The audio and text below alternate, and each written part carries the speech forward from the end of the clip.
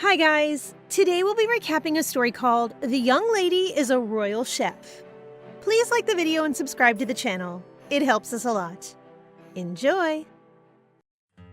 Around a large banquet table, a powerful man is sitting on the head with two roasted turkeys set before him. One which looks quite appetizing and one which doesn't. He is to try both turkeys to determine which one is best. And it seems the appetizing one was prepared by someone's nephew, and the unappetizing one by the lead character of this story, his granddaughter, Senayana. After trying Senayana's turkey, his face twists into a not-so-promising expression. Nonetheless, to the surprise of everyone present, he finishes his portions of Senayana's turkey, making a bitchy redhead furious at seeing how he's supporting Senayana's dish. A young man suggests the emperor gives a gift to the person who made the tastier turkey, asking him to leave his fork next to the dish he liked more. And surprise, surprise, he leaves his fork next to Senayana's turkey. Senayana thinks back on how she got into that situation. She actually came into this world just 15 days ago, as before she was a common 20-year-old running a restaurant in the modern world. Her father loved gambling and drinking, so when she was 8, he left her in an orphanage where she became extremely close to her teacher. Once she grew up, she opened a restaurant with her teacher. Unfortunately, her teacher died soon after, and as she was returning home from spreading her ashes, she got hit by a truck and died, waking up in this world. The woman she's possessing, Senayana, is the youngest daughter of the Friendsif family, the most powerful family in the East. But as her mother was a slave, she was always harassed and mistreated in the palace. She tried unaliving herself, and that's when our girl possessed her body by accident. Because of this, her whole family hated her, and the bitchy redhead from the start, Florietta Meridian, constantly bullied her. We see her forcing Senayana to eat a visibly rotten salmon. But current Senayana won't have this, and instead twists her hand and forces the fish into her mouth. Senayana is being called upon by her grandfather, and she immediately knows it's because of the incident with the rotten fish. As she enters his chambers, she sees not only her grandfather, but also her father and brother and a theatrical Florietta sobbing to them. Her grandfather, Navarius Friendsif, is quite an intimidating man. He's the head of the Friendsif family, one of the 5 strongest families of the empire, considered to be the rulers of the East. Nefarious means to scold Senayana, as Florietta has victimized herself regarding the fish incident. She tells Senayana she'll forgive her if she were to apologize to her. But Senayana's furious at seeing how Florietta's got everyone around her fingers with her lies. Thus, instead of apologizing, Senayana decides to tell her grandfather the truth. She addresses him as grandfather, causing him to flinch, and tells him if he wants her to, she'll apologize to Florietta as she doesn't want any trouble with him. But first, he should apologize to her for giving in to her lies. She tells them that the poisoned fish was in fact given to her by Florietta, and taken aback by Senayana defending herself for the first time, Florietta admits to it, but lies by saying she didn't know it was spoiled. Senayana counters using logic, telling everyone she also wouldn't have known it was spoiled, so she isn't to blame either. Florietta snaps, yelling that the maids saw it all. But Senayana then shifts the focus of the issue, saying that would mean the maids knew the food was spoiled and decided to serve it to their masters anyhow. With that, Navarius decides to believe Senayana and dismisses an angered Florietta. Realizing how her life is in constant danger living here because of her family's hatred towards her, Senayana decides to stay strong and stand up for herself from then on to survive. Nonetheless, her memory is a bit off, as she still can't recollect everything about the life Senayana had before she possessed her. Therefore, she decides to go look for someone to help her remember. She knows she's been cast to a separate building from the rest of her family, but it is filled with Florietta's people, so it'd be hard to get someone she can trust to help her remember her life. Luckily, she recalls a maid by the name of Citron, who's the only one who stands up to Florietta, so she decides to go look for her. Senayana hears a loud slap, and as she turns a corner, she sees a group of maids huddled around Citron, who's kneeling on the floor with a swollen cheek. She immediately intercedes, demanding to know what's going on there. The head maid of Florietta's castle, Nicole, smugly replies to her that she doesn't need to know. Senayana remembers her. She used to be Florietta's nanny, and once she received her own castle, she moved in with her. She would usually aid Florietta in her plans to torture and abuse Senayana, but this Senayana will have none of it. She furiously replies to Nicole that she must know everything in that building, surprising her a bit. But she continues with her smug attitude, telling her they were training Citron for being impudent and asks Senayana to excuse them some more. However, she's got enough of this, so Senayana strides up to her and begins slapping her hard across her face. She's dismayed, yelling that she'll report this to Florietta, but Senayana doesn't give an F, firing her on the spot. Fuming, she asks the rest of the maids if they want to be fired too, and they all respond no and scuttle away. Now alone with Citron, she helps her up, but Citron seems upset by her. Senayana doesn't understand why, but she recognizes she feels a pleasant feeling when seeing her. In order to understand what she's referring to, Senayana decides to tell her a half-truth and confesses to her that she lost most of her memories after her suicide attempt. This makes Citron break down crying, telling her she wouldn't have done it if they'd run away like she'd suggested. Finally, Senayana starts remembering some things, and she recalls that she pushed Citron away because she was afraid of her kindness, thinking she'd only hurt her like everyone else. So she now takes Citron's hands in her own and apologizes for hurting her. This makes Citron relieved at last, and they go to Senayana's room to keep talking. There, Citron explains to her that it's customary for the second child of nobility to take up culinary school to become a renowned chef in the imperial palace, as the head chef has major power and jurisdiction even on imports and exports of food. Senayana is attending culinary school herself, but she was the worst in her class. Now, she's determined to become the best, but it turns out the key to the kitchen she's meant to practice in has been stolen by Florietta in one of her schemes and is being kept by her older brother, Lancelot. Senayana goes to meet her older brother in his study to request the kitchen's key. She notices he's friendlier than she expected him to be, even though Senayana remembered him as a snake. They sit down to have tea together, and Senayana surprises him by asking for the kitchen's key. He tells her it might not be the wisest choice given her relationship with Florietta. At first, Senayana believes Florietta dislikes her because she looks like her mother, which amuses Lancelot and almost makes him pat her on the head, but he stops as he realizes Senayana flinching away. He explains that Florietta dislikes her because she's the main obstacle in her plan to be in charge of the Francif's domestic affairs as head of the household. Florietta's engaged their father merely due to convenience between the Francif and Mariathan families, so she wants to gain power by being in charge of household affairs. But Senayana's status as daughter of the head of the house may threaten her position. Thus, Florietta may feel threatened by her if she decides to step into the kitchen. With this new information, Senayana tells Lancelot she understands he has nothing to gain by letting her have the key, but she warns him it might not be wise for him to refuse her request, as she'll hold a grudge against him once she oversees the household, telling him this matter is really between him and her. Taken aback, he asks her why she changed so suddenly, and she tells him she realized that nothing in her life would change unless she did. Liking this new version of Senayana, he agrees to give her the key under the condition that she dines with him and their grandfather that evening. Noticing he's holding his hand, Senayana tells him it's okay if he wants to pat her, knowing this will make him like her even more and could be useful in the future. Lancelot escorts Senayana into the dining hall where her grandfather and other brother, Gawain Francif, are already sitting. Gawain doesn't seem pleased to have her there, and Lancelot explains that they were talking when it became dinner time, so she'll be joining them. She doesn't know where to sit as she's never had dinner with them before, but she finally decides to sit next to her grandfather as that seat is vacant. The food arrives, and she's delighted with the crab consommé served, as it reminds her a bit of Korean food. But she loses her appetite after seeing how harshly Gawain is glaring at her. Lancelot asks him about their army's campaign against the rebellion, and it seems the man in command of the forces, General Cedric, decided to allow a city besides a river to come under siege to lure out the rebels and attack them from behind. However, Senayana notices a huge flaw in their plan, as the rebels are camped out upstream from the river that supplies the city with water for their crops and animals. She expresses this concern of hers to them, telling them that the rebels may poison the river, which will inevitably make the citizens have to leave the city come spring, forcing them to open the gates to the city and giving the rebels an entrance. This alarms Gawain, who stands up and immediately leaves to send the general a message warning him of this possibility. After dinner is done, Lancelot gives Senayana the key to the kitchen, making her irradiate with joy. He even offers to become her taster, asking her to share her food with him, which she gladly accepts. She immediately goes to look for Citron to open the kitchen's door with her. Senayana is mesmerized by the kitchen and all the appliances and magical instruments it contains. She spent part of the night cleaning it up with Citron and then went to bed, but she's so excited about it that she can't fall asleep.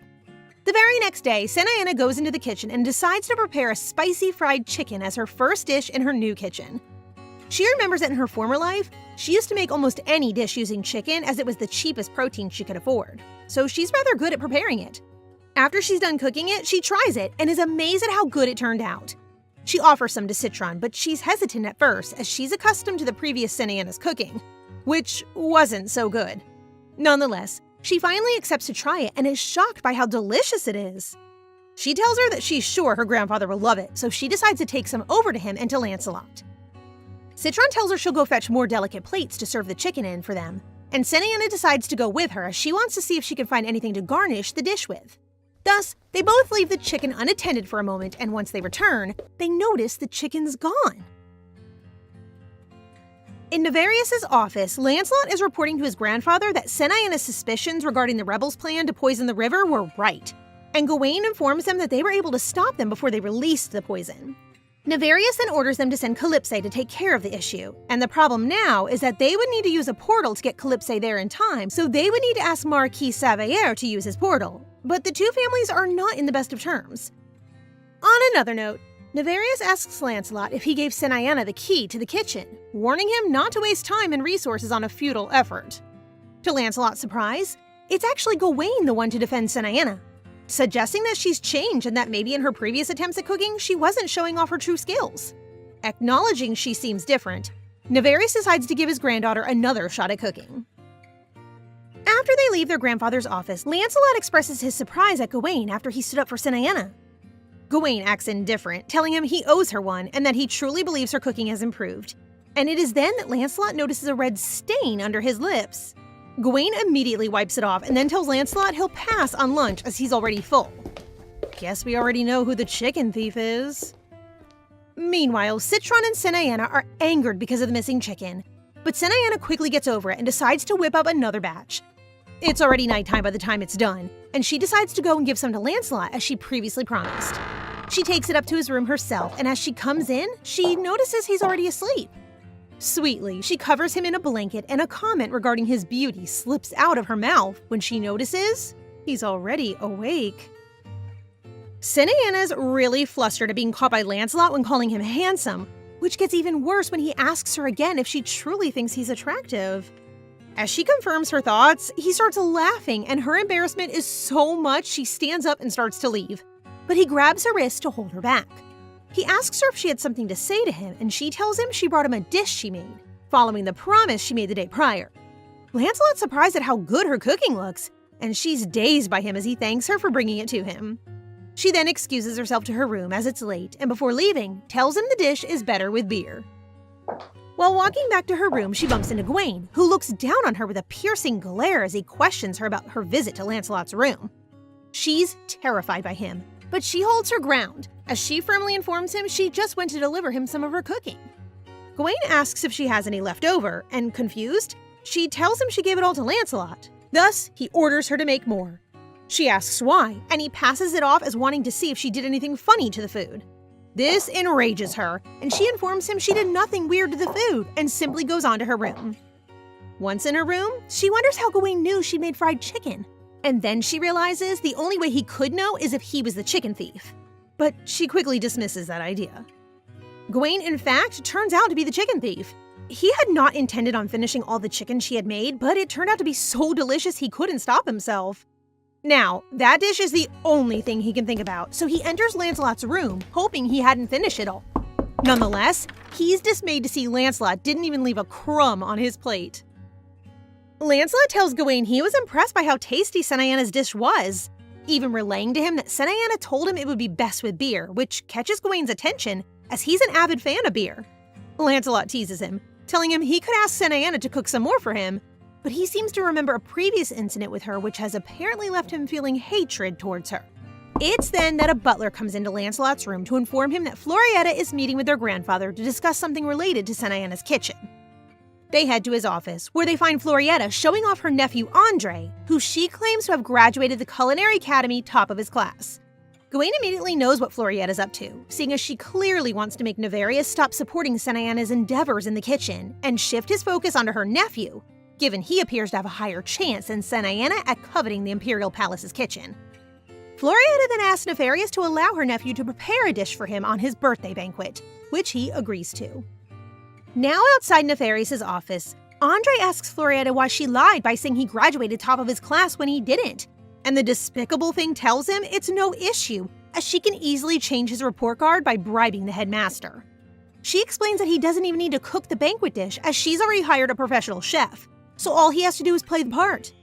Her goal is to make Senayana look bad by having her nephew make a better dish than her, promising to give him everything he wants as long as he plays along. There's a commotion outside of Senayana's kitchen, and Nicole, who is rehired as Florietta's chamber lady, appears to inform them that Florietta's nephew will share the kitchen with her from now on. Citron protests, saying that Florietta doesn't have the authority to impose such an arrangement. But it's no use, as Andre already seems to be inside Senayana's kitchen. Senayana doesn't even pretend to be friendly with clueless Andre, snatching his recipe book from his hands as soon as she enters her kitchen. He protests, telling her he worked for days on those recipes, but she quickly tells him that just as she's sharing her kitchen with him, she expects him to share his recipes with her as well. Florietta steps in, furious, telling her that she's dumb if she doesn't know that a chef's recipes are their most valuable asset, and proceeds to boast to her that her grandfather asked him to make a dish for his birthday banquet, so he'll be borrowing her kitchen for that purpose. Senayana then notices an array of impeccable and high-end kitchen instruments, which clearly belong to Andre, and she proceeds to throw them all onto the ground. Florietta shrieks, but Senayana calmly tells her that she's just following her own advice and making herself useful for her grandfather. She explains that her grandfather has always taught her to defend what is hers and to punish those who try to prey upon her. So she informs her that she's fine with sharing her kitchen with Andre, but they must bear in mind that she won't cooperate at all.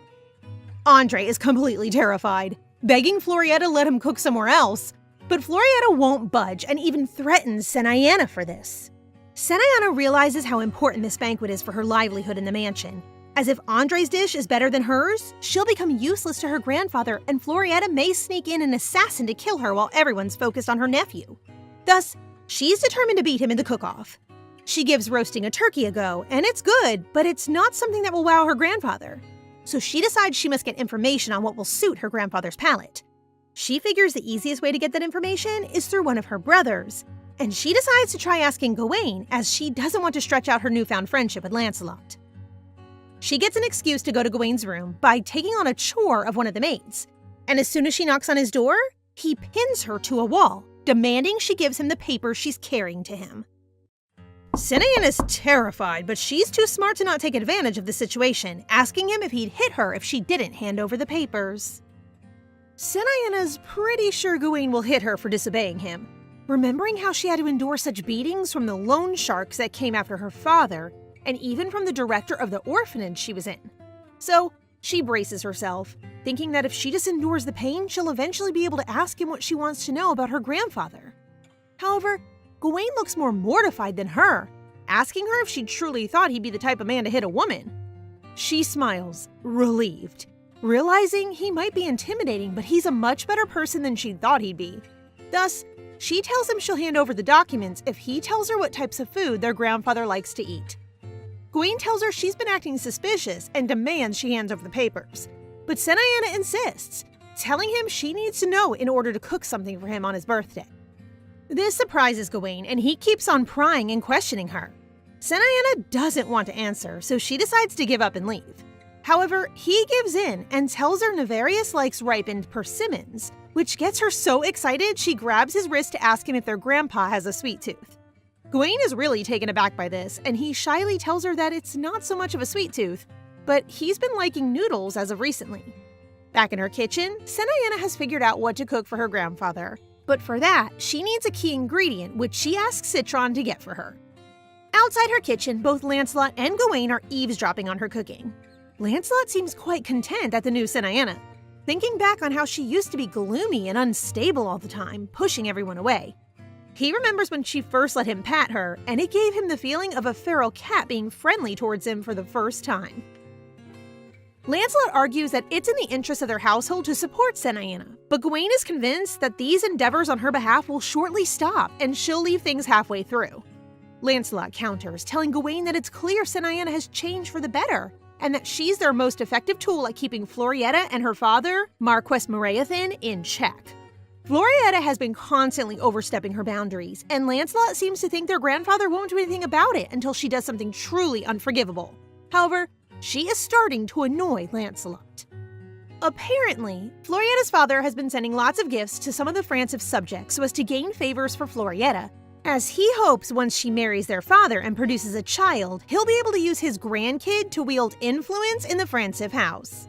Thus, Lancelot confesses to Gawain that he'll support Senaiana as long as she creates her own opportunities.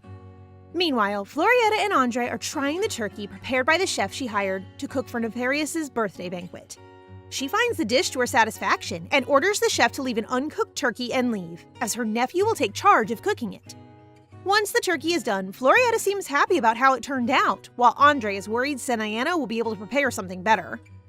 Florietta assures him that she's too bad at cooking to make something decent. Nonetheless, she decides it's better to keep her from presenting her dish, just in case. Thus, she pays off a maid to put something in Senaiana's tea while she's getting ready for the banquet, which she hopes will knock her out for the duration of the banquet. In the banquet, Florietta's rejoicing in the compliments and shoe-licking she's getting from other nobles, as she remembers that before she became engaged to Senaiana's father, she used to be made fun of for being a spinster.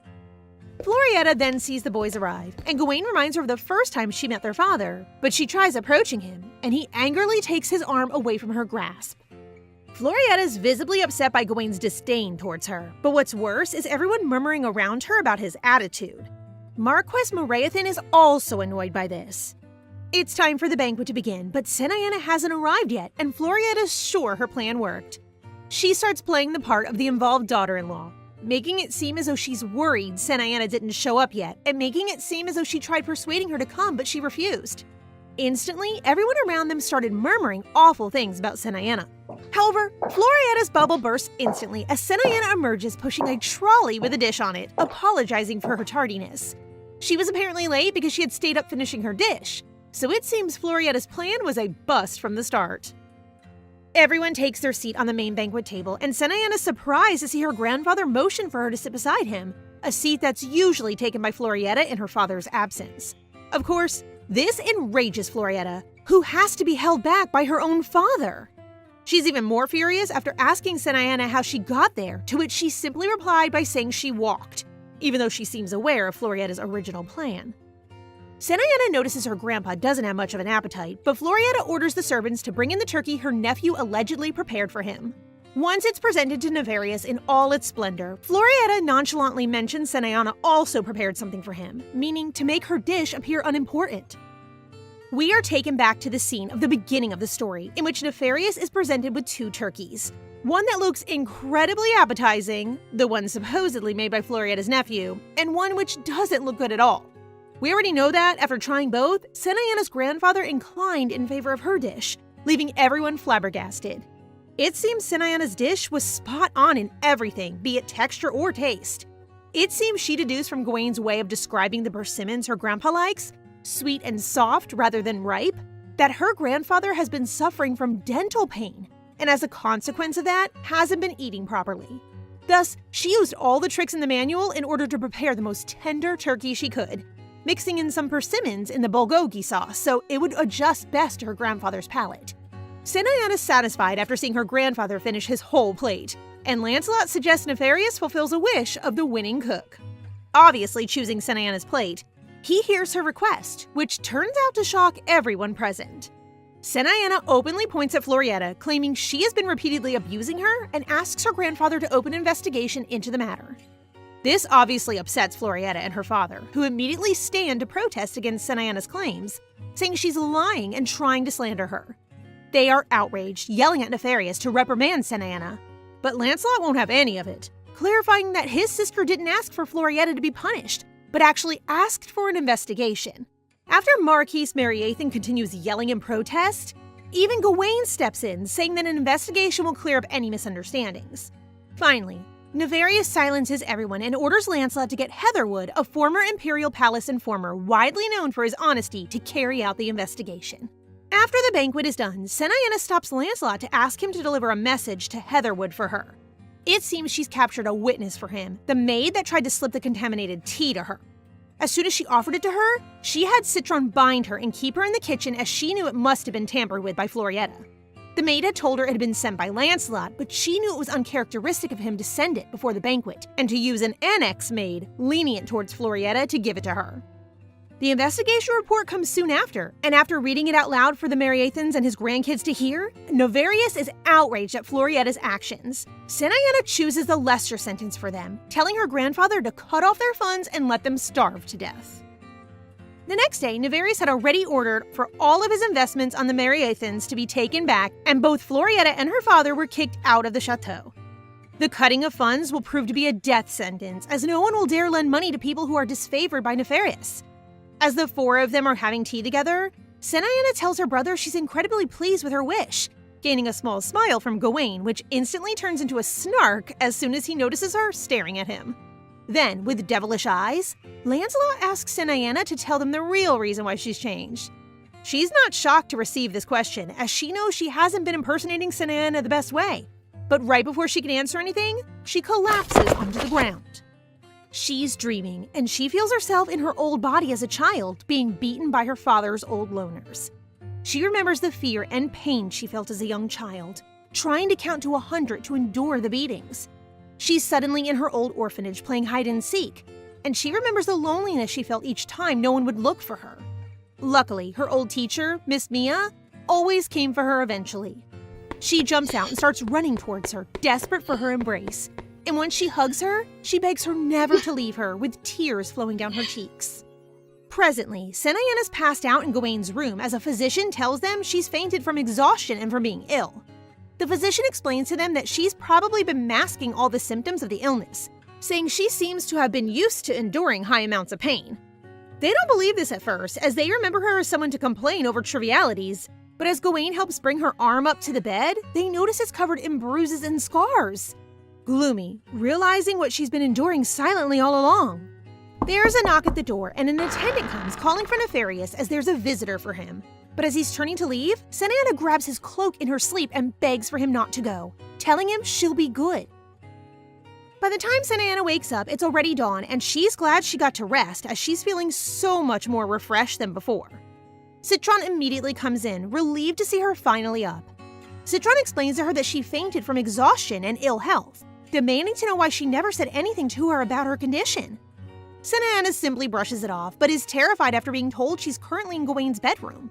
She instantly stands up and starts making the bed, fearing he might be mad at her for occupying his bed for the whole night. Citron corrects her, informing her that she's actually been passed out for 3 whole days, leaving her frozen on the spot.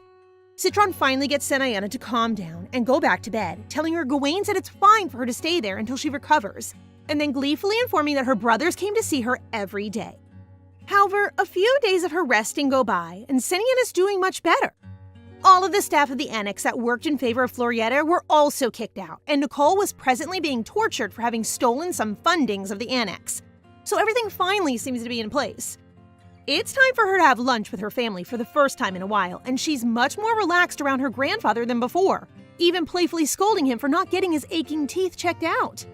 She then offers to make the steamed turkey for him again, and he seems attracted by the idea, telling her he'll buy the recipe from her so that his chef can make it for him. She's ecstatic, as this is the first time she's got something of her own. And after Lancelot asks, she tells him she'll use the money to buy some shoes, as hers make her feet hurt. They don't understand why, but she confesses that Florietta burnt down her shoes, so she's been wearing her old ones, and everyone turns solemn after realizing how much she's been enduring. It seems Gawain has to receive a punishment for not having foreseen the rebels' plan to poison the river. So Lancelot decided that he had to accompany Senayana as she went shopping for new shoes with her new money. He doesn't seem too excited to be there, and he's walking far too fast for Senayana to be able to keep up. Annoyed, she stops him, protesting that she can't keep up with his pace. He replies angered that he's walking much slower than he usually does, and Senayana snaps back, telling him he's got much longer legs, so his strides are huge compared to hers. He means to talk back, but his jabbering stops as soon as he notices Senayana's bleeding feet from using small shoes. So he simply shuts up and continues walking alongside her at a much slower pace. They soon enter a huge shoe shop, where a rather politically incorrect owner greets them warmly and puts his whole staff to work on getting Senayana the shoes she's looking for. There are 2 shoes that attract her in particular, a cute pink heel and a comfy pair of black flats. Gawain tells her to just get both if she can't decide, but she means to save some of the money she was given, so she finally chooses to get the black flats as they are much more comfortable on her poor swollen and injured feet. After buying the flats, they leave the shop and continue walking across the main street when Senayana notices a cute crepe shop, and she's immediately bewitched by it. Noticing her excitement, Gawain asks her if she wants to go, and with gleaming eyes, she tells him she does. So they go into the shop, which turns out to be a very high-end and highly guarded restaurant. Gawain tells her that he has to take care of some business, so he asks her to just wait there for him, and she tells him it's fine. Way too fixed on figuring out what to order to listen to him properly.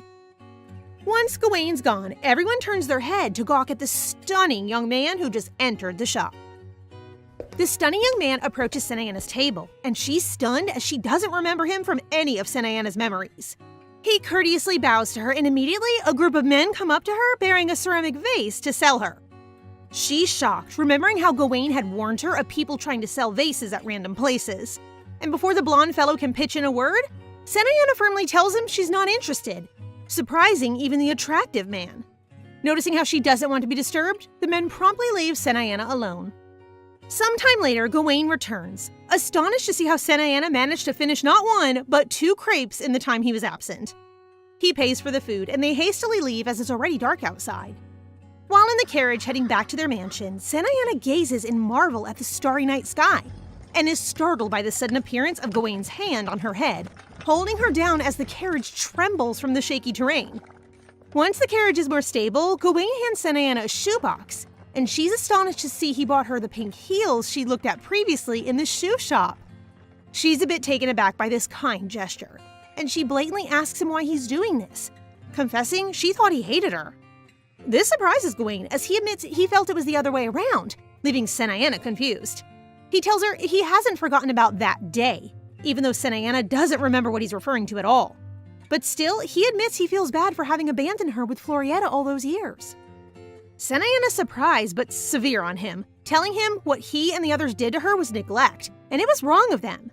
She's learned from her past that for her own sake, she has to eventually be able to forgive her abusers. But it's not something easily done, and she knows she's got to take her time for that. But feeling ready, she accepts Gawain's gift with a smile on her face. As they walk back into the palace, Gawain tells Senayana not to walk alone at night, and she interprets it as him warning her not to get in his way. Frustrated, he tries to explain that he was just worried for her, but after failing to do so, he simply leaves. Senayana's really excited about the pink heels he got her, and as she hurries back to her room to try them on, she bumps into her grandfather, who asks her if the box she's holding contains her new shoes. Afraid he'll take them from her, she glares at him while covering them in her arms, and obviously uninterested in taking her shoes, he tells her to hurry to her room. Once there, she's elated to see how comfy and well the shoes fit her. Later, Citron asks her if she's planning on returning to the Culinary Academy soon, and Senayana's considering it. Her true goal is to be able to open a restaurant or somehow make a living out of cooking. But she knows that before she can leave the palace, she has to be able to gain some seed money for her plans. Meanwhile, her grandpa just finished another plate of Senayana's steamed turkey, amazed at how good and satisfying her recipe is. He finally starts believing that maybe Senayana's changed for good, thinking that her intentions to improve and become useful might be genuine. Thus, he calls for his head chef, Argon, whom he considers to be a great judge of character and has proven himself to be one of the greatest chefs of the empire. He asks him about Senayana's recipe and is amazed to see how much Argon's praising her ingenuity and skills in cooking, telling him any prestigious chef, including himself, would be glad to have her as an apprentice. Thus, with this in mind, Nefarious later calls Senayana to his office, ready to give her a new challenge. Her grandfather informs her that a guest from the Imperial Palace is visiting them and staying at the chateau, and he apparently isn't fond of seafood. So he orders her to prepare a seafood dish that will leave him amazed. Senayana immediately understands he's trying to test her in some way, but not missing an opportunity to make her plans of owning her own restaurant come true, she asks him that in return he pays for her services, leaving him dumbfounded. She develops her request further, telling him she knows she shouldn't ask for anything and should only yearn to impress him, but she also argues that he should think of it as an employee-employer situation, in which the work done will be much more satisfactory if the employee is well compensated. After some consideration, Nefarious agrees to her request to have access again to her personal property. Sometime later, Senayana is called upon to the main dining hall, where she's shocked to see the gorgeous man who tried to sell her a vase in the crepe shop conversing with her family. Her grandfather introduces him to her as Prince Dominique, leaving Senayana completely appalled at her previous encounter with him, fearing he might tell on her to her grandfather. Thinking further, Senayana remembers the rumors that surrounded Dominique, as he's the bastard child of the Emperor and a saintess and is said to be merciless and heartless in the battlefield. Nefarious orders her to show him the flower fields, and they take a silent walk through them while Senayana struggles to catch up to him. She calls his attention and he stops to wait for her. However, as she's hurrying towards him, her still swollen foot plots against her and makes her trip. Luckily, Dominique catches her mid-air just in time and gazes into her eyes with an intensity that would surely make me faint. She's completely lost in his eyes as she feels him grabbing her tightly around her waist and warning her to be careful. Senayana hastily jumps out of Dominique's arms, thanking him for catching her.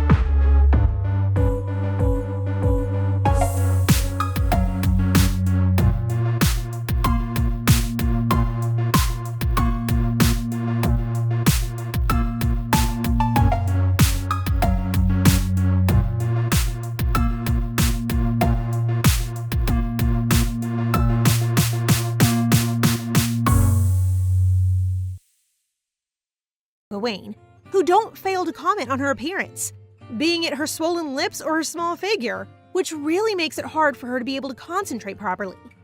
In any case, she finishes the dish just in time as Citron comes to take her to get ready for the feast.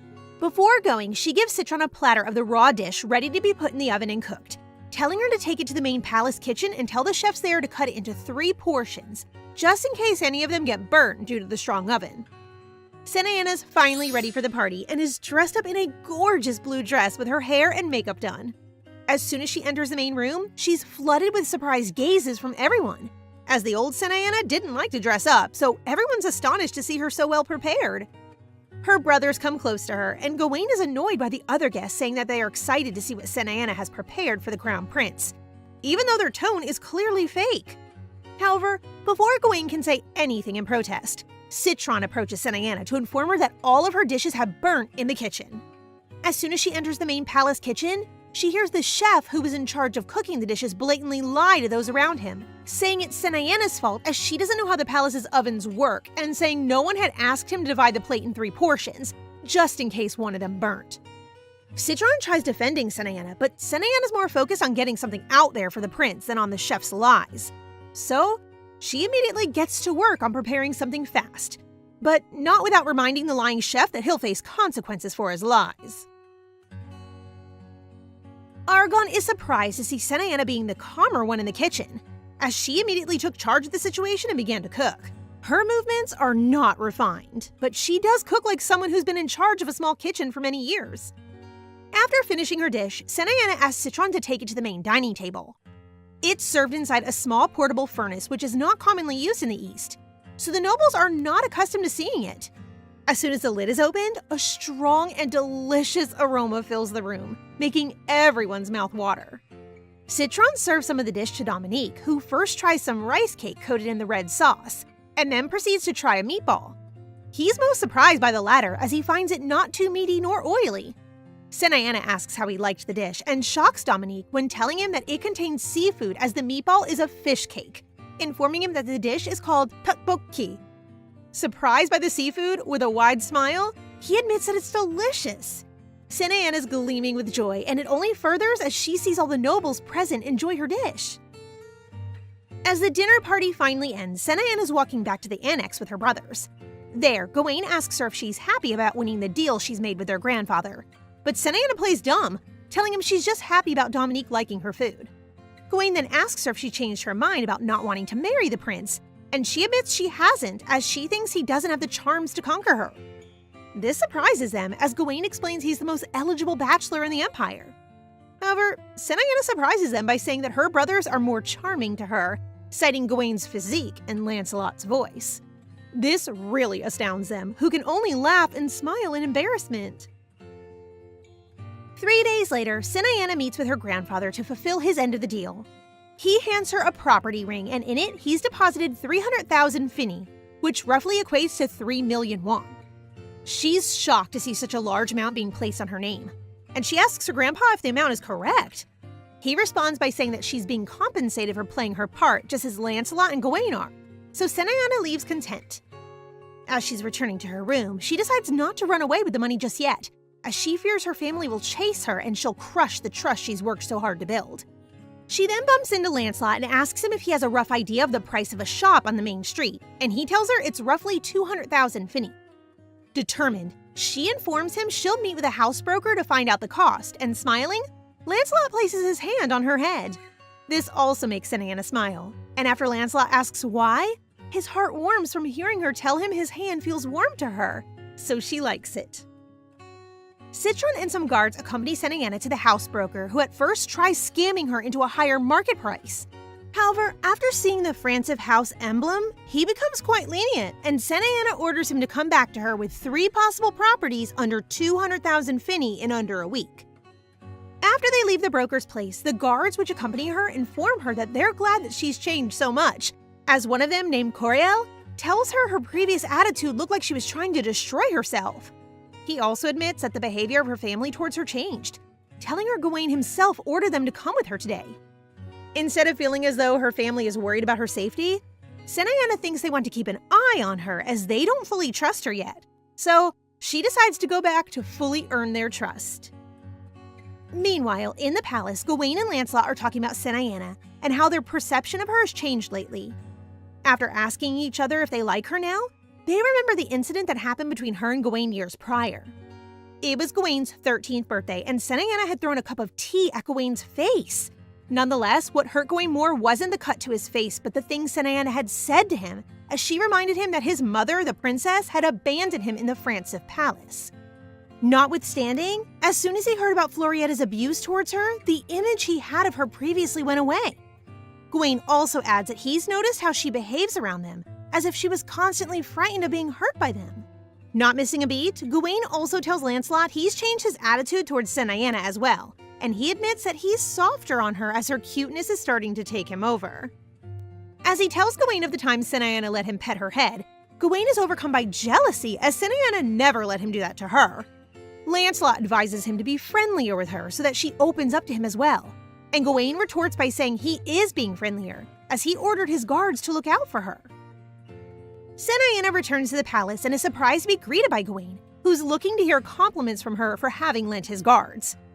Finally, figuring out what he wants, she thanks him for the gesture, and he tries to pat his own back by saying it was good of him to do that. Realizing how it sounds, he tries clearing up what he actually means, but frustratingly fails to do so. So he simply pats her head before leaving. Once inside, Senna is called by her grandfather to attend a meeting he's having with Commander Cedric, the one who missed the rebel poisoning plan. Once there, Nefarious is shocked to learn from Cedric that the reason she rushed home was because she wanted to see him. Nefarious becomes flustered after learning Senna wanted to see him, and the commander takes advantage of this sweet grandfather and granddaughter moment to take his leave, as he previously was being scolded by Nefarious for his incompetence. He leaves, and as Nefarious tries holding up his cup of tea to his mouth, Senna notices his hand shaking. She then starts asking him a lot of symptom-related questions, and Nefarious is shocked at Senna's precision when describing some symptoms he's been having. They end up calling for a physician who, after some rudimentary exams, determines that maybe they should do a full body checkup on him. Nefarious then asks Senna how she knew about his illness from his symptoms. In reality, it's because she had a regular customer in her previous life who had high blood pressure and presented the same symptoms as he did, but she just plays it off as having read it from a book. Senna then learns he's been eating her steamed turkey recipe for almost every meal, and this worries her as it's both salty and sweet, which may worsen his health condition. Thus, she forbids him from having sweet and salty food and offers to take charge of preparing his meals from now on, which must be adapted to his high blood pressure. Nefarious agrees and the treatment begins. Aside from making him have a fruit smoothie every day, Senna is also encouraging him to do more exercise, so they are going for walks together. As they walk this time, she seems to notice her grandfather's tone is more caring, but it quickly changes. He reminds her of Gawain a bit, and she's appalled by her grandpa telling her she takes after himself. Senna notices her grandfather's leg is shaking from the effort, so she comes closer to him and asks him to hold onto her under the excuse that it's hard for her to walk with heels, even though he knows she's lying. Looking at her grandfather, Senna realizes he's not the menacing man she thought him to be, but just a lonely old man. Lancelot and Gawain then enter their grandfather's office and are surprised to find Senna sleeping there, covered in Nefarious' coat. He asks them not to disturb her sleep, and then demands to know what advances have been made with regards to using Sevaire's portal. They have agreed to let them use it, but at a very high price. Their grandfather then asks about the Crown Prince, and they report that there haven't been any actions on his behalf. Still, Nefarious orders them to keep an eye on him just in case. Senna then makes the cutest sleeping face and noise, warming up everyone's hearts. Lancelot informs Gawain and his grandfather about the incident in the kitchen prior to serving the food for the prince, letting them know that in fact, the tteokbokki wasn't Senna's original dish, and she only whipped it up in 20 minutes as a chef had burnt her actual dish. They are both astonished by Senna's cooking abilities and appalled by the chef's lack of skills. They become furious as they learn how he lied and tried to place the blame for the burnt dish on Senna. So after hearing that, Gawain and Lancelot immediately excuse themselves. The next day, Citron tells Senna the lying chef was ambushed and attacked by 3 unknown men, who not only beat him up but also cut up his lips. After an investigation on him, it turned out he was an evil scum who beat up his kid and blackmailed citizens using the Franciff name, so he was immediately let go without severance pay as well. Later on, while sharing a meal with her grandfather, Senayana asks to accompany her grandfather through the palace's secret passage to the carriage that will take him to his medical examination, as she doesn't want him walking that far alone. As they walk, he asks her if she's not afraid of returning there alone, but she says it's fine, as there are other things she's scared of, like leather belts, which makes him wonder if she was hit by Florietta with a belt. They finally arrive at the carriage, and before leaving, Navarius sweetly gives Senayana his scarf. Just after he leaves, Senayana is ambushed from behind and her mouth is covered by a huge hand. She panics, but she soon recognizes the voice of the owner of the hand as Prince Dominique's. Dominique's actually saving her by hiding her from some hooded men that are lurking in the shadows. Senayana figures they must be spies that are targeting the Francis house, so she's thankful for Dominique's help as she fears what they would have done to her if they found her alone. After they're gone, Senayana thanks him for saving her, even though he asks her why she's not wary of him as well. She confesses his attitude is suspicious, but she knows he wouldn't have done anything to her, as it would have been too obvious he would be the main suspect, for he is the only guest staying at the house Francis. All of this smart reasoning surprises Dominique, and Senayana soon notices blood coming down from his arm. She hastily takes it in her hands and wraps a cloth around his wound, telling him to go back inside and seek medical help from the chateau's medics. He asks her why she trusts him so much to let him back inside, and she simply tells him that for that day, she'll consider him her savior and nothing else. She then accidentally touches a bracelet Dominique has and instantly feels dizzy. After getting a hold of herself, Dominique comes closer to her, asking her if she still considers him to not have enough charm for her, taking her cheek in his hand. Back in her room, Senayana's discolored and really fatigued. She notices she's been feeling this way since touching Dominique's bracelet, and wonders if his behavior was an attempt to use his good looks to prevent her from telling about their encounter to her grandfather. A letter from the broker finally arrives, and he tells her he found a shop right next to the opera, which is 4 stories high and in her budget. The only condition from the seller is that they meet in person. So, won over by her curiosity, she agrees to go after taking a walk with her grandfather. During their walk, they bump into her brothers, and Senayana asks them to join them in their walk. Due to his pride, Navarius walks in front of everyone as he doesn't want the boys to learn of his health condition, and the siblings have an amusing discussion as to who is the prettiest amongst them. The conclusion of that talk being that none of the brothers come close in handsomeness as their father and grandfather in their youth. After the walk, Senayana hops into a carriage and heads towards the meeting with the broker and the property owner. The landlord isn't quite what Senayana was expecting, and by that, I mean he's gross. Like, really gross. It turns out the only reason he's offering the building to her at such a low price is because he wants to marry her. Well, actually, he says he's willing to marry her. How romantic. This pudgy little Romeo is Viscount Albindo, a 38-year-old property owner who seems to find nothing weird about coming onto a girl half his age and using a building she desires as leverage. His shameless proposal reminds Senayana that while she may have fixed her image within the Francis household, from the outside she looks like a wild child who's just starting to amend her ways. Plus, her mother was a prostitute. To someone like the Viscount, a proposition to someone like her seems generous, an unmissable opportunity. But he really is a creep. He wants to speed up the marriage as soon as possible so that she can give him a child while she's still young. Ugh! Senayana tells him firmly that she has no intention of marrying him, at which point the Viscount threatens her, calling her a monster, and saying that if her grandfather passed away right this second, no one would blink an eye. But if he thinks that's going to make her say, "Yes, my lord, I will marry you," then he is sorely mistaken. She calls him a thick-headed man with bad breath and refuses once again. When the Viscount starts to lose his cool, her guards step in and abruptly end the matter. Of course, a little piggy like Albindo can't help himself. He runs straight to Navarius to complain about his granddaughter. He uses their family's political history to put pressure on Navarius. But as soon as it's revealed that he proposed, Gawain loses his temper and grabs him by the collar. Lancelot is just as furious and tells Senayana she should have ripped his mouth apart then and there. Yikes! Her brothers encourage her to tell the truth about what happened. As soon as the words are out of her mouth, Gawain punches the Viscount, knocking him out cold on the floor. Now that's an older brother for you.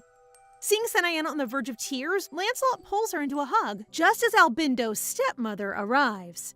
Madame Virginia is a well-respected noble lady who once saved Navarius in a previous war. That's why the Viscount had the balls to try and take advantage of their family because of his stepmother's reputation and their long-standing debt to her. However, Madame Virginia has no intention of defending her stepson. In fact, when Nevarius announces that he wants the Viscount put to death, she offers to do it herself. These people are totally merciless, but honestly, would anyone really be sad to lose that gross little man? The boys drag Albindo away to give him the Francis special treatment, leaving the elders to chat. Virginia admits she knew her stepson was rotten from very early on and apologizes for allowing him to become so despicable. As reparations, she offers to give Senayana the building they met to discuss in the first place, the one Albindo owns. Obviously, she accepts. It's not every day that a kind old lady can turn a traumatic event into an opportunity, after all.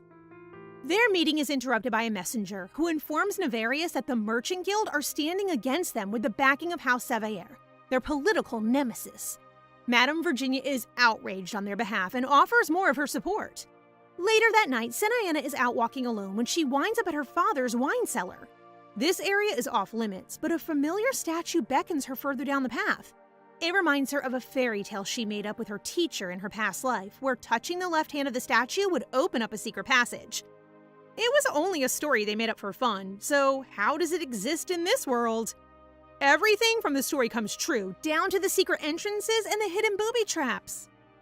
Eventually, she is met by the Great White Beast, who grants her permission to continue onto a cave. There, she finds a boulder full of the stone from Dominique's bracelet, the one that made her dizzy. There are also saltwater fish in a freshwater lake. How is any of this possible? She touches one of the fish and is almost blinded by a bright light. When she opens her eyes, there are two white-haired children standing there, staring at her, speaking in Latin?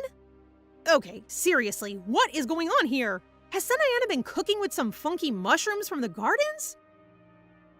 Somehow, Senayana has ended up in the Roman Empire, or some version of it, at least. Between the ancient buildings are piles of garnet stones scattered along the streets. A small crowd gathers around her, asking in Latin if she is some kind of goddess. It's all a little overwhelming for poor Senayana, and she begs in her head to go home. The next second, she is back in the cave with the mythical beast and the boulder. When she touches the stone, she wakes up in front of the statue by the wine cellar, wearing a necklace made from this special stone. It's a much darker blue than Dominique's, and she has no idea how she ended up wearing it. But for now, she has to get back to the annex before anyone misses her. She returns to find the chateau in uproar. The Savayer Saintess has opened the eastern portal so powerful that they believe the barrier around the Francis estate has fallen. Although, people aren't sure the Saintess has the power to make such a long-distance portal, or if it's even possible. But it does get Senayana thinking. Was that how she traveled to that distant land before? Did she go through a portal to get to another continent? Desperate for more information, Senayana runs off to the library and bumps into Dominique on the way. Like, literally slams right into him. He notices a small cut on her cheek, giving him another excuse to touch her face. But the moment his bracelet comes near, her necklace starts glowing in response. His bracelet falls apart, but before either of them can register what has happened, Gawain interrupts them. Being overprotective as usual, he grabs his sister's hand and pulls her away from the prince. Dominique leaves without another word, apparently not bothered about losing his bracelet or the near mythical interaction he just had with Senayana. Gawain warns her to be more careful around the prince, reminding her of how he slaughtered the people of a defeated nation in the past. Senayana innocently asks if Gawain is any different. He may allow their opponents to live, but if they're only sold into slavery, then is that really mercy? The prince overhears their conversation and thinks back sadly on his own upbringing. Born as the son of an emperor and a priestess, he was seen as a liability and treated as illegitimate. He learned very early that for him, life would be to kill or be killed.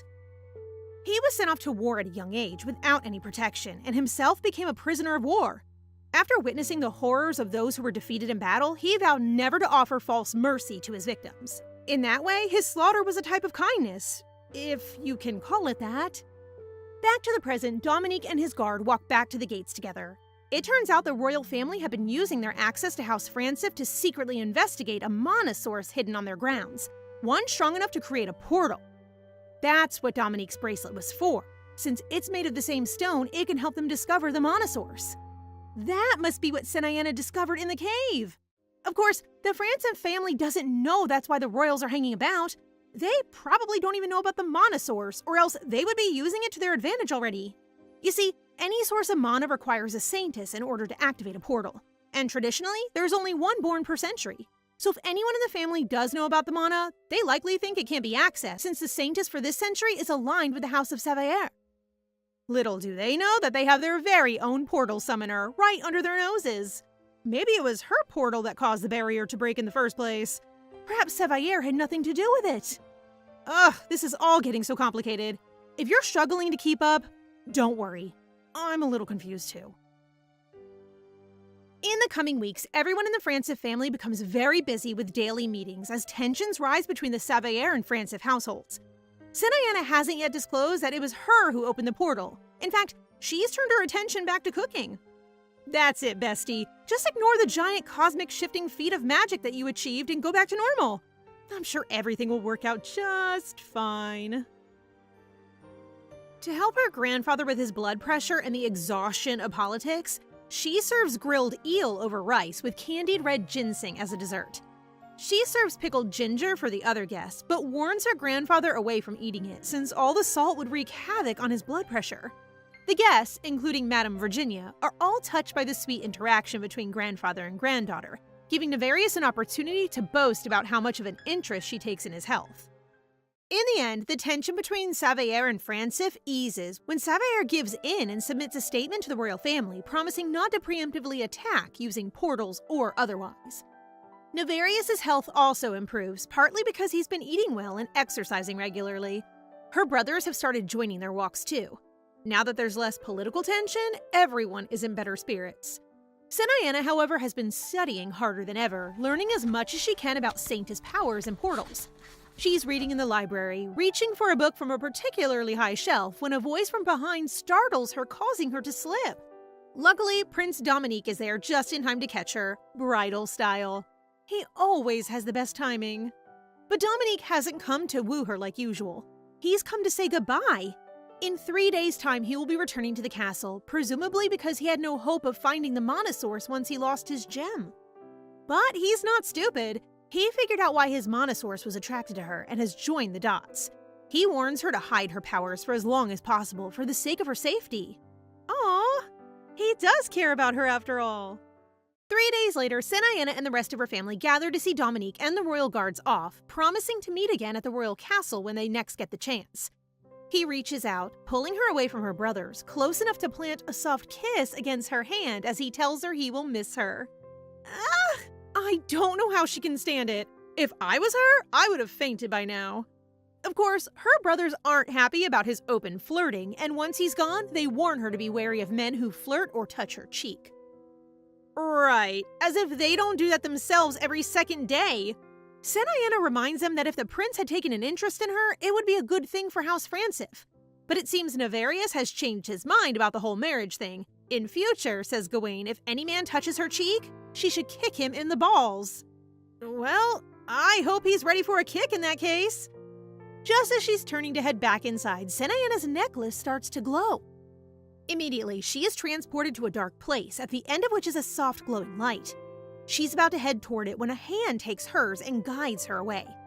Elsewhere, the boys and Nevarius are waiting for their precious princess, having specially prepared tea and cakes just for her. She's late, so Gawain and Lancelot head over to the annex to find her. Of course, they don't realize she's trapped in another dimension with a mysterious stranger, but they do start to panic when they can't find her in either the kitchens or her bedroom. After searching for her, they find a piece of paper detailing her escape plan and immediately assume she's run away. But that's not the case. The truth is that Senayana is currently with her teacher, the one from her past life who tragically died and left a permanent scar in her heart.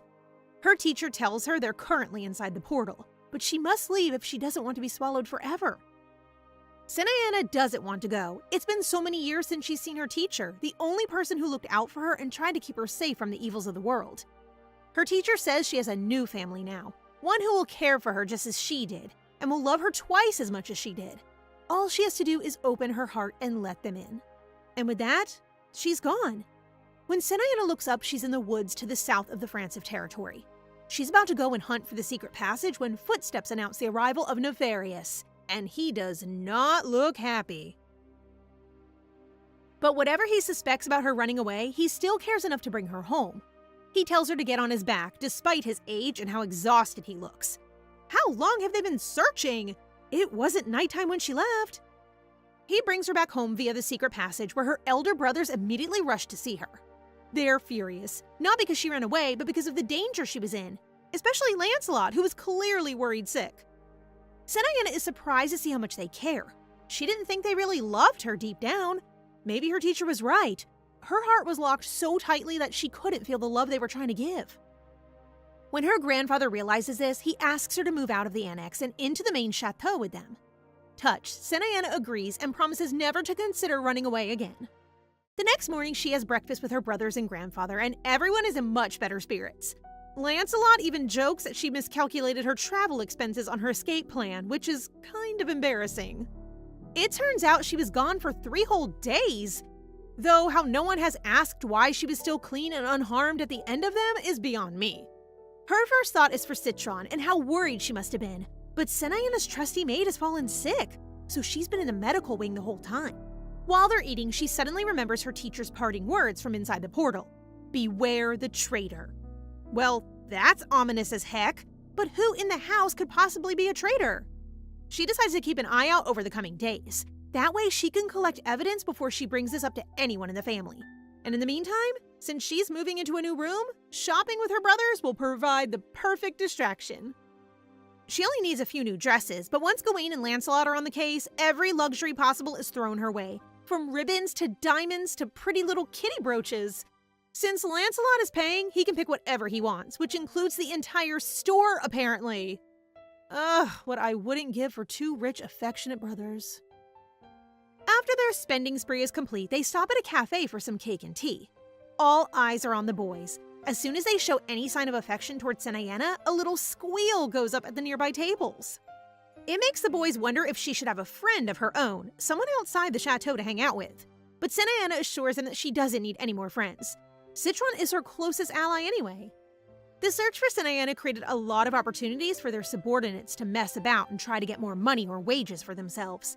It also created an opportunity for a mysterious blacked-out figure who we see communicating with someone via gemstone. This is clearly the traitor. They're being ordered not to fail again. What they are being asked to do is unclear, but this time, the mystery figure is confident they will succeed. After the 3 days searching for Senayana, this traitor has figured out that she is the family's weak spot. If he needs a distraction or any kind of excuse, he can use that to get his way. We then see the blacked-out figure enter the Francis estate grounds, where Senayana is distributing food and injections to the commoners. He seems taken aback and asks her to explain what she's doing. But Senayana says he should know better, as the one who started the epidemic in the first place. That's when a group of guards appear, forcing the man to kneel and revealing that the traitor is none other than General Cedric. Well, that was quick. I wonder how she figured that out. After the capture of General Cedric, time passes smoothly in the Francis household. Citron returns to full health, but it turns out she has fallen ill with exactly the disease that the general planted. Soon, the truth of Cedric's scheme comes to light. A disease was spread around the people of the Francis estate and was identified as a form of measles. It turns out an old prisoner of war had a sick daughter who contracted the disease. Cedric paid her off to get a hold of one of her dresses and moved her into the center of the province to make the disease spread as fast as possible. He must have wanted to distract the family in order to turn their attention away from Savayer and the issue with the port, allowing their opponents to monopolize trade. As a reward for uncovering the scheme, Senayana received a music box and 6 properties from her grandfather, which is great for her, but now that the traitor has been discovered, the fight with House of Savayer is back on, and it's fiercer than ever. They've decided to cut off the Francis supply of electric stones, going against their earlier promise. Nevarius suspects that they're only acting so boldly because Lady Savayer is anticipating her marriage to the 4th prince, since a saintess is such a desirable marriage for the royal family. After a very tense meeting, they leave behind a glittering red gemstone, one that Senayana recognizes from the place she teleported to. It turns out they're a monosaurs used for electric stones. So without telling them how, Senayana promises to procure some for her family and successfully teleports back to that strange land. Just as she remembers, there are monosaurs littering the streets. She tries to communicate with a man in white robes who approaches her, but Senayana doesn't speak Latin. However, He takes a liking to the musical box her grandfather gave her, so she attempts to initiate a trade. That man in the robes was actually a prince. He tries to give Senayana something valuable in return, but all she wanted was the monosaurs, which his people see as nothing more than weeds. So he handed them over and decided to pick lots so that next time she comes, he has plenty for her. What a cutie! But no offense, do they seriously think that shiny red stone is useless? Come on, guys, use your brains! When she returns to the Francev Chateau, her family are shocked. Not only did she open a portal further than anyone in history, but she also brought back urchin stones, a treasure that once caused 5 nations to wage war for 100 years. So clearly, it's pretty valuable. Nefarious is very pleased. With what she brought back, they can provide electricity for the entire territory for a whole year. So now they're no longer reliant on the Savayer supply, and they have a newly acquired Saintess on their side. Nefarious leaves the choice up to her as to whether she reveals her powers or keeps them hidden. 1 week later, the Savayer family return to discuss their deal. It's Senayana herself who cuts them off, revealing her ability to open portals and claiming they no longer have any need to trade with the House of Savayer. Wait, but this is huge! If she's revealed herself as a Saintess, then isn't she eligible to marry Dominique? And also in a lot of danger? Of course, it's great news for Francev, who can start to reap the rewards. Senayana returns to the foreign land known as Eltra with an interpreter in the hopes of bargaining some more urchin stones. They meet the young prince from before, who leads her into a treasury overflowing with gold and jewels. They are interrupted by a young man with dark skin who can speak enough of the common language to hold a conversation. He introduces the prince as Tristan and himself as Magnus. Despite Tristan's obvious affection for Senayana, Magnus asks her not to take anything from him. He's just a little overexcited and keeps trying to give her presents and hugs at every opportunity. What a sweetheart. In the end, using both their interpreter and Magnus's limited communication skills, they broker a deal for urchin stones with iron. As a token of goodwill, Tristan gives Nefarious a pearl necklace and steals a kiss from his granddaughter, effectively laying claim to her. Damn, Tristan's got moves! Obviously, Nefarious didn't respond well to that, so they finish the deal and quickly return to their own country. A few days later, a festival is set to take place in the Francev territory. Madame Virginia warns Senayana that unmarried women often stay at home during the festival. Supposedly, there's a jinx that if you see fireworks burst above your head, you will marry late. After hearing that, the boys are determined to take Senayana out to see them in person, so they make a trip into town that evening. The festival is extra fancy this year since the urchin stones have brought prosperity to the region. Looking up at her family and the colors popping overhead, Senayana is truly content. The next day, the Marquis Savier's representatives come back on their knees, apologizing for the offense they have caused the House of Francev. Now that they have a Saintess and are self-sufficient, they are much more powerful, so it's no surprise their enemies have come crawling back. But Lancelot declares he won't be happy until the Marquis himself kneels before their house seal. It seems like things have well and truly turned against them. Even the Empress is losing interest in their lady for her son's bride. A few days later, the Marquis Savier does as requested and gets on his knees before Nefarious. They also took Cedric back with them, which is a pretty good sign that he's been killed for failing his mission. While all this political mess is unraveling, Senayana is using her pretty girl privilege to go picking berries in the woods. That is, until she hears a rustling in the bushes behind her. But it's not some terrifying monster. It's just the staff from the chateau. Sir Bacchus even came too. Apparently, news of her little trip to the woods traveled fast, and everyone was worried she might get bitten by an animal or even get a dreaded splinter. Oh my god, these people are so dramatic. As thanks for looking out for her, she offers the entourage some berries and promises to make a liquor out of them when they get home. It'll take about 3 months to mature, but they can make cocktails out of it straight away. Senayana makes some bossam to go with them, and before they know it, everyone is drunk. Gawain walks in to find his sister in a less than sober state and carries her away at once. When they bump into Nefarious and Lancelot, Senayana complains that Gawain is evil for taking her away from all the fun and runs up to hug him. She's even cuter when she's drunk. The next morning, Senayana returns to her senses. Although she can't remember much from the day before, she knows she probably owes Gawain an apology. But before she can give him one, her attention is stolen by a letter from the Empress addressed to her.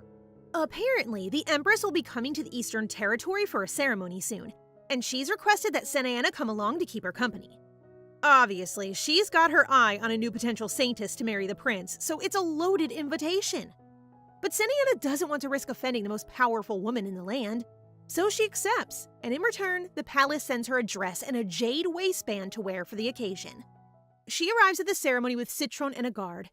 There are already lots of noble ladies sitting down when she arrives, though they aren't especially friendly.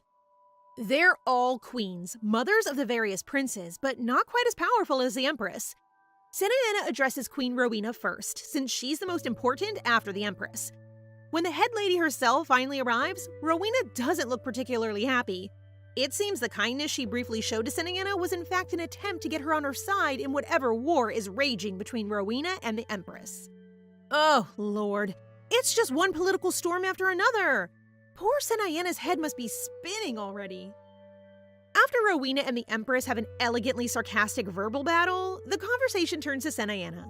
Since she hasn't debuted in society yet, everyone assumes she's enrolled in Culinary Academy and focusing on joining the Imperial kitchens. In an attempt to further impress them, Senayana stays late after their introduction in the gardens to learn how to make tea fit for the royals. She runs into Prince Dominique, or should I say, he runs into her? It's almost like he seeks her out. Senayana remembers earlier in the day when the other ladies were chattering about how handsome he is. But for Senayana, he's just a good friend, one who kept her secret before anyone else knew about her powers. Though clearly, Dominique doesn't feel the same. Just like last time, he brushes her cheek and admits he's become more and more curious about her as time goes on. His fingers are right next to her lips when she suddenly bursts out that she wants to be friends. Just friends. Ouch. I know Dominique is a little cold sometimes, but that was one heck of a friend zone. The prince takes a moment to recover, wondering if the women he's rejected have felt like this. But then he agrees. Of course they can be friends.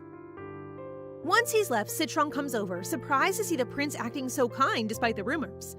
There was one famous story about his rejection of the Duke Lamar's daughter, who was so in love with Dominique that she asked him to kill her if he wouldn't marry her. Talk about intense. Apparently, Dominique said nothing and handed the girl a sword, which seems kind of cruel, but then what was he supposed to do? You shouldn't guilt-trip someone into marrying you. The following morning, Senayana has a quick breakfast by herself in the gardens. While she's trying to eat her sandwich in peace, a few of Queen Rowena's ladies come over and call her lazy for getting up so late in the morning. Wait, wasn't Rowena trying to win Senayana from the Empress? Why are her and her company being so rude?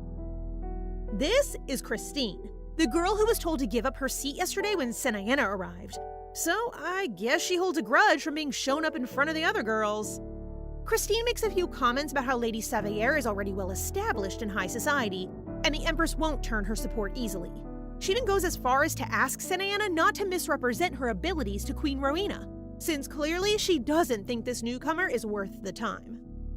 Wow, she couldn't be pettier if she tried. Luckily for Senayana, the prince appears just around the corner and takes some of the attention away from her. Christine walks up to him straight away and strikes up a conversation with all her cronies watching eagerly. But Dominique cuts her off and asks who she is. Burn!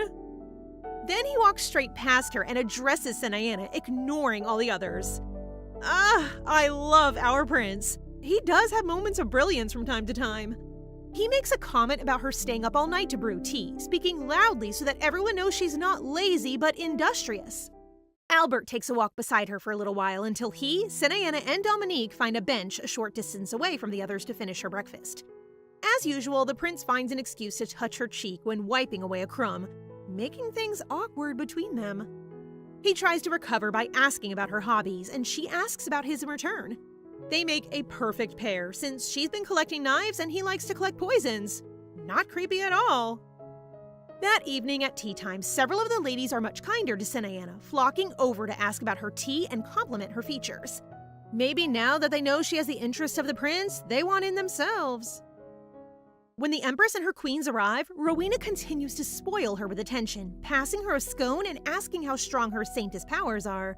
Senayana quickly states that she has never compared herself to Lady Savayer and doesn't intend to. Queen Rowena is a little taken aback at that, but recovers quickly. While the Empress is keeping a close eye on both her and Senayana, The conversation grinds to a halt when Rowena suddenly starts to spit blood. The villa is searched at once, and to no one's surprise, poison is found in the Empress's possessions. Her chief maid complains that she carries it everywhere to get rid of bugs, which is about as believable as a flying pig. But while the Empress is being held under guard for suspicion of poisoning, Senayana walks up to her and whispers that it was Queen Rowena who poisoned herself. What kind of madness is this? It turns out that conversation with Dominique about poisons earlier was more useful than it seemed. Senayana noticed Rowena pouring coagulated milk into her tea and realized she must be trying to frame the Empress by poisoning herself. The Empress is surprised that Senayana would reveal all of this, so the younger girl admits she doesn't want the Empress to hate her. It seems to work. The Empress invites her to the palace anytime she wants, and then asks Senayana what type of poison she used. If she knows the correct strain, then she can accuse Rowena with more proof and get a buyer to confess. To that, Senayana feigns innocence. 4 days later, she is summoned by Queen Rowena, who is mostly recovered now. She has had a maid spying on Senayana since she's been meeting with the Empress while she was sick in bed and asks her what they talked about. She doesn't bother hiding that she told the Empress the truth. Rowena is shocked, not only that she figured out she poisoned herself, but that she would tell the Empress, putting her title, reputation, and life at risk. Senayana reassures her that she doesn't want the Empress's favor and promises Rowena that she didn't reveal the type of poison she used.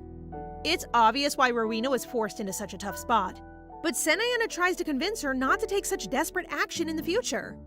She still refuses to join the fight between her and the Empress, but that doesn't mean they can't be friends. Just so long as she doesn't try to poison herself again.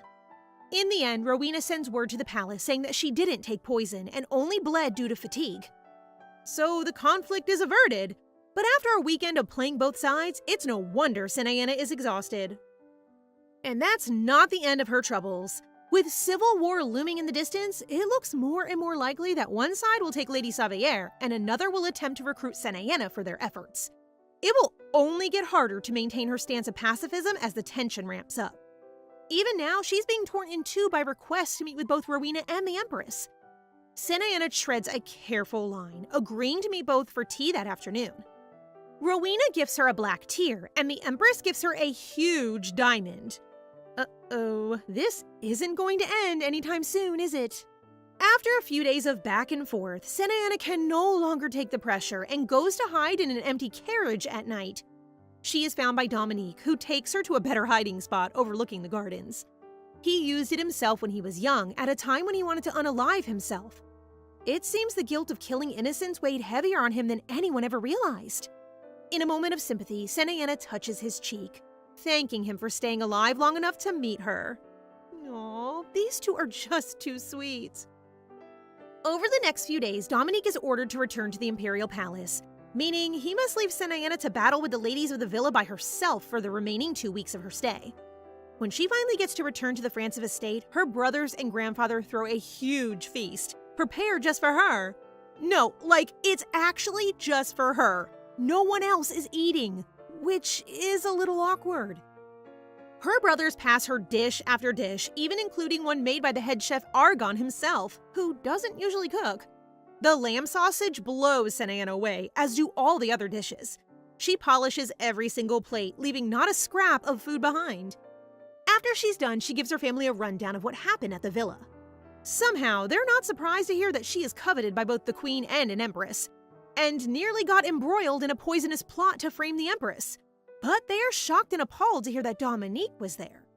As usual, Gawain and Lancelot lecture her with a warning that every man is dangerous and there's no one she can trust. These guys seriously need to get some perspective. By their logic, she should be kicking them all in the shins every time they pat her head. She finds out the next morning that the chateau has been in chaos the last few days with all the preparation to welcome her home. Her popularity outside the Francis estate has also improved dramatically. Citron presents her a huge box overflowing with party invites to prove it. But now she has a choice to make. If she's not going to return to the academy, then Senayana should make a formal debut into high society. If she's going to prioritize cooking, then she will have to cut herself off from the noble world to keep her identity a secret within the academy, as that's the only way they can keep nobles and commoners equal inside.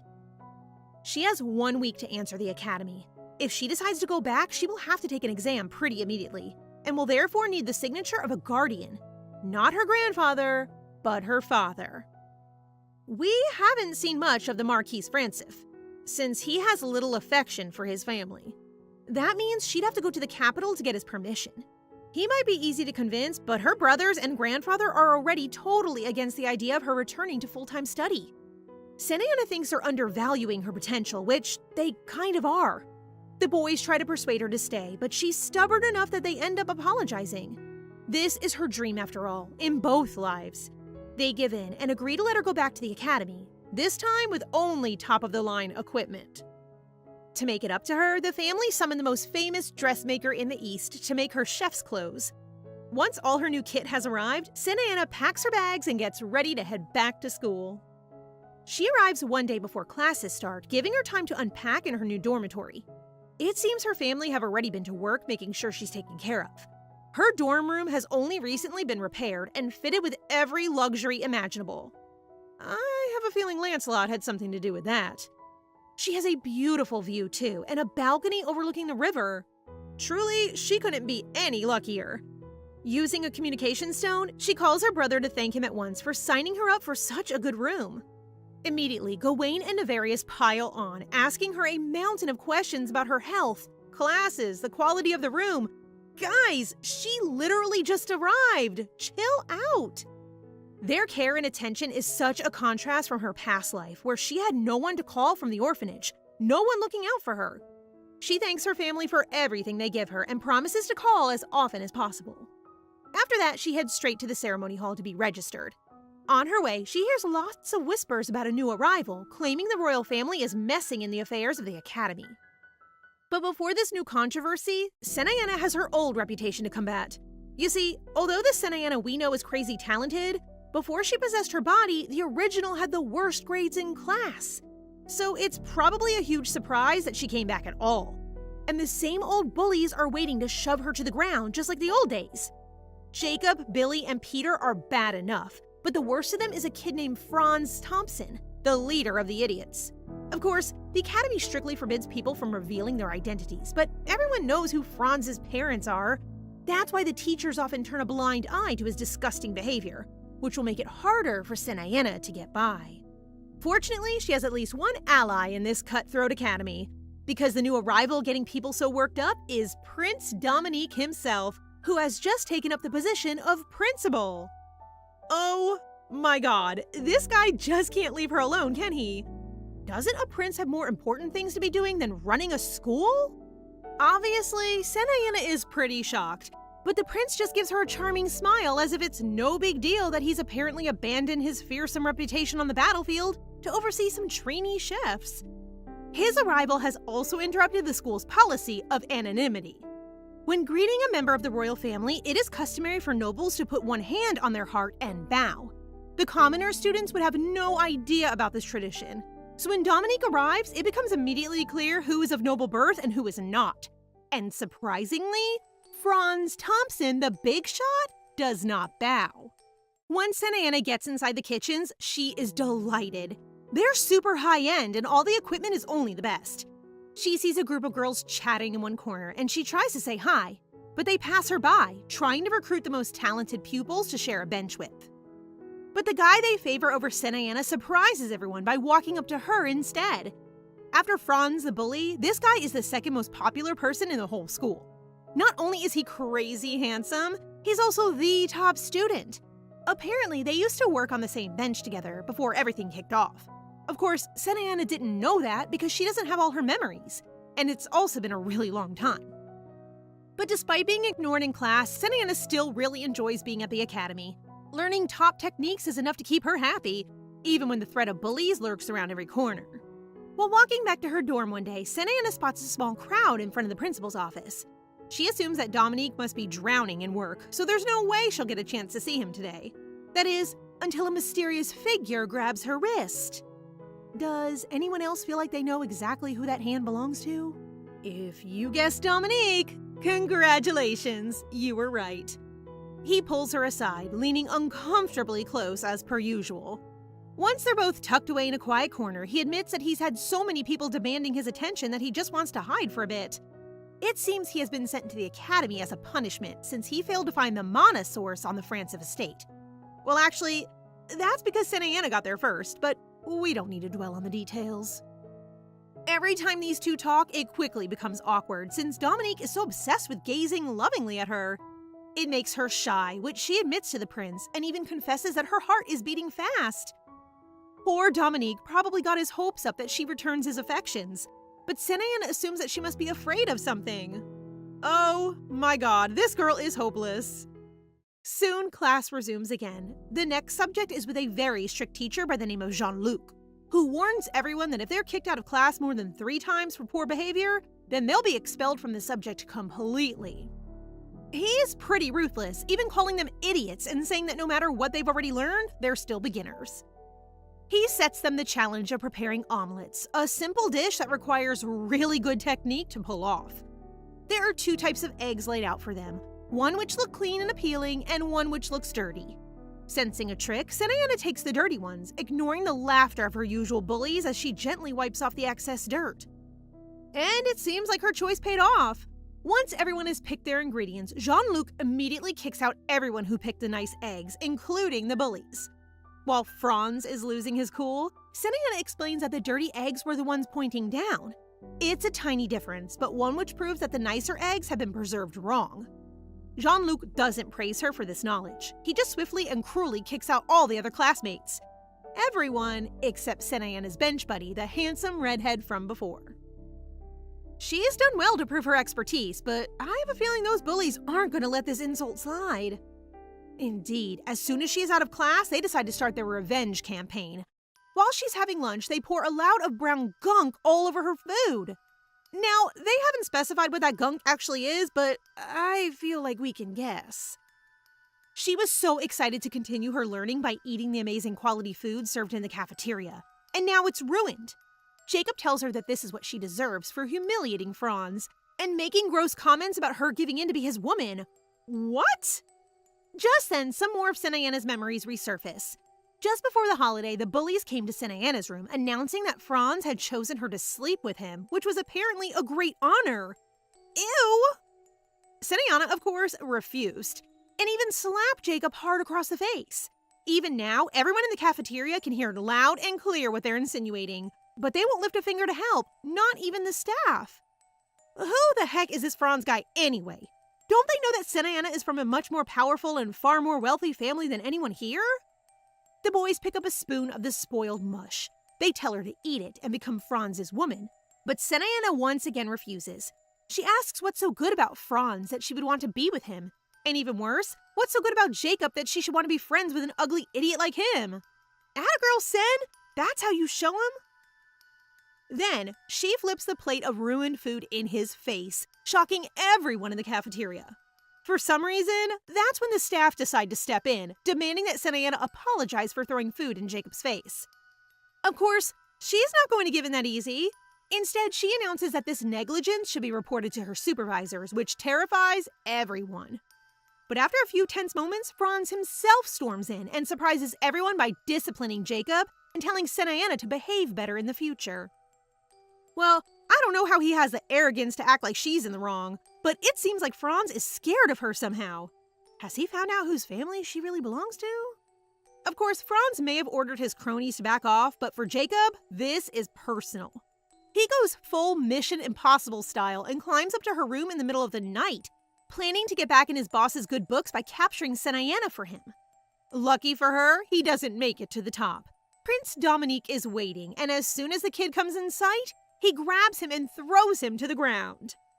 Uh-oh, he's really done it now. The next morning, Jacob has been expelled. A letter is hung up on the notice board, and suddenly, he's just gone. And once his full details are exposed, the students discover his true identity. A son of a horseman from the southern regions. Well, there goes any sense of privacy. People are already raising the same points to the prince. Revealing Jacob's full name has gone against the strict rules of the academy and put his family reputation at risk. While he is getting an earful from one of his stewards, they run into Santa, who quickly bows when she sees he's got company. Like some kind of friendly grandpa, Dominique drops a piece of candy into her arms and then just walks away? Senayana is just about to unwrap it when someone grabs her hand and pulls her after him. Someone with bright red hair.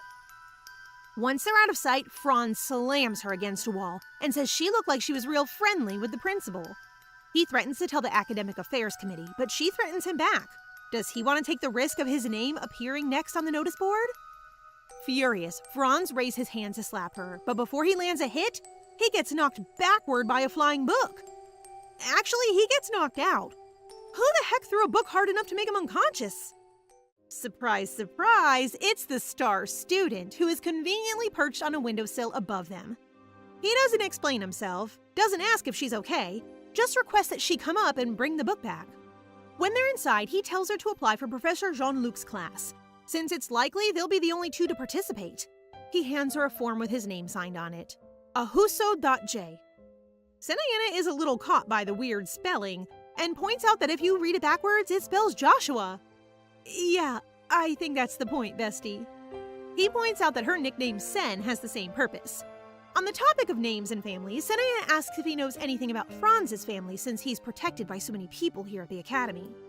Also isn't sure, but the rumor goes that he's the nephew of the elder master of the Eastern Francif family. Oh wait, Francif as in Senayana Francif? How could that be possible? She goes to ask Citron, but her maid has no answers either. The Francifs are a big family. It's tricky to work out who is who. But Senayana gives a description of his features and Citron promises to investigate further at home. It would be kind of weird if he turned out to be her second cousin?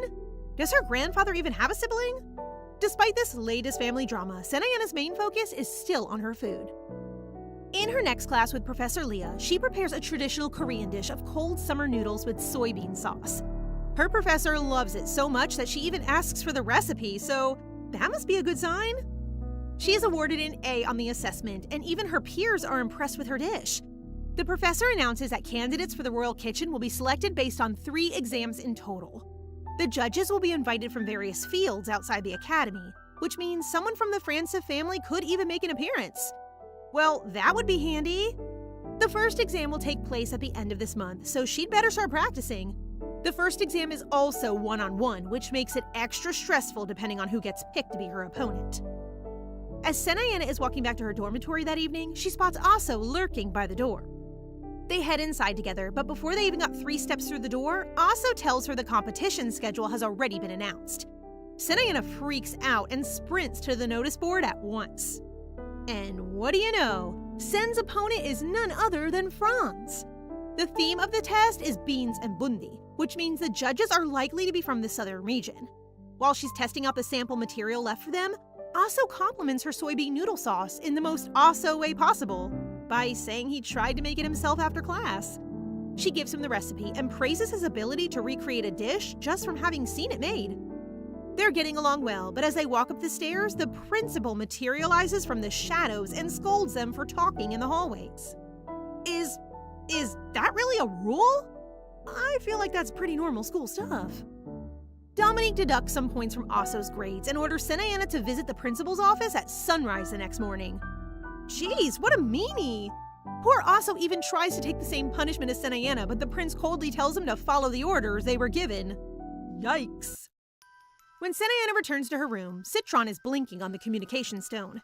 She did a little digging, and it turns out his name is in the family record, just not as a nephew. He is more like a distant relative and was actually expelled from the family. I knew it! I knew he was lying!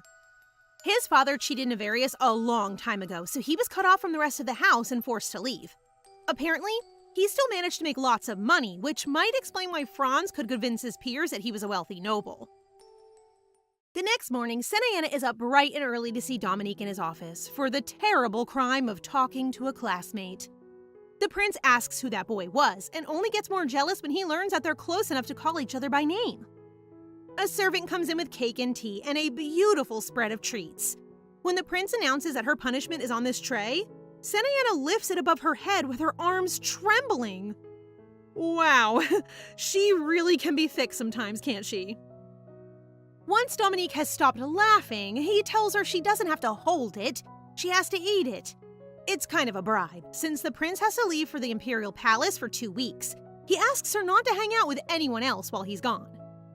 And he manages to do his trademark move while he says this. I mean, come on. How many times can Senayana get something on her cheek when he's around? Sen finally considers that he might actually be jealous of Aso, but soon brushes her fears aside, assuming that he must not want students to get distracted in the run-up to the exam. Ugh, this girl is so naive. The tension ramps up as time to pick the candidates for the royal kitchen draws closer. The general chef of the royal kitchen is the second most important person in the empire. After all, everyone is hungry for a taste of that power, but only those with the top grades or who graduate first place will even be considered for a spot. The old Senayana had the worst grades in school. Can this new and improved version pull her academic ratings out of the gutter and land at the top of the pile?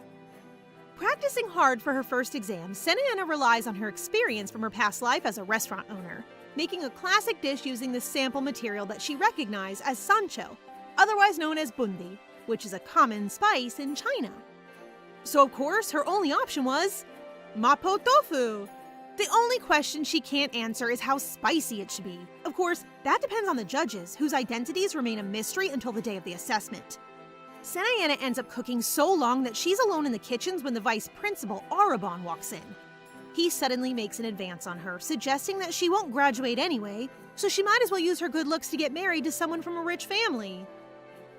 Excuse me? She is from a rich family, and she's a saintess no less. She doesn't need any help from a creep like you. He's really crossing the line and decides to take a bite of her taster dish. And another, and another. I guess he really likes it? Suddenly remembering the girl who made it, Reborn changes his tune and says the sauce is too thick and it doesn't make use of the original ingredients. Ugh, whatever, dude. On the actual day of the exam, Senayana ignores the vice principal and sticks to her guns, making mapo tofu again. Every one of the students seems exhausted and stressed. Everyone except Franz. The rumors say he found a way to cheat, so of course he can walk out with a smile on his face. In the preliminary round, the Academy's professors serve as judges. The students come up in their pairs to be judged. It seems like most people haven't used the bundi spice as the main ingredient, but more like a garnish or a side dish to something they're more confident with. Senayana and Franz are near the last group to be assessed. First up is Franz's dish, which is a hit with the judges. His flavor combinations are good. His ingredients are good. One judge in particular, Vice Principal Reborn, is laughing just as Senayana realizes what dish he's served. Mapo tofu. I can't believe it. Why did the Vice Principal cheat? And why does he want to target Sen so badly? When her dish is brought before the judges, no one is impressed. Although there's a slight difference in seasoning, the main ingredients of the dish are practically identical. There could be no doubt, someone stole the other's recipe. Instead of being steamrolled by the vice principal's scheme, Senayana puts on her best smile and asks to taste her opponent's dish. For educational purposes, of course. Given the time constraints, it's impossible for Franz to have made his own tofu like she did, so she deliberately asks him about it. The other students and professors start piling on questions about the spices, the techniques, and he can't answer any of them. The vice principal then gets involved, saying he can tell what she's trying to do. He says there's no excuse for blaming her classmates when it's her dish that landed her here in the first place. He tries to move the discussion along to give Franz the win as quickly as possible. But Senayana isn't going to back down that easily, not after how hard she worked to get back here. Luckily, there is someone on her side. Professor Jean-Luc speaks up and points out that no one said it was a win for Franz. The vice principal's attempt to hurry along the judging suddenly makes the other professor suspicious. Now that he's got the others on side, Jean-Luc suggests a rematch, so that they can watch them both make it again and see who was the real creator of the dish. The professors agree, so their result is suspended for the time being, until they can hold a rematch another day. As soon as the judges have left, Franz flies into a rage, slamming a fist down on her table and calling her all kinds of rude names. His cronies have to hold him back. That's how you know he's really gone too far. They shove him out of the room before he can cause a scene. But Senayana is still frightened. For a girl who was abused as a child, that kind of thing can be really triggering. Even after he's gone, her hands are shaking. While she's trying to keep it together, Aso appears and asks why she isn't angrier. He saw her making her dish and even offers to be a witness and prove she was the original. Senayana is determined to sort this mess out herself, but she thanks him for his concern. Aso, cold as usual, says he wasn't concerned. He just doesn't like Franz getting away with things.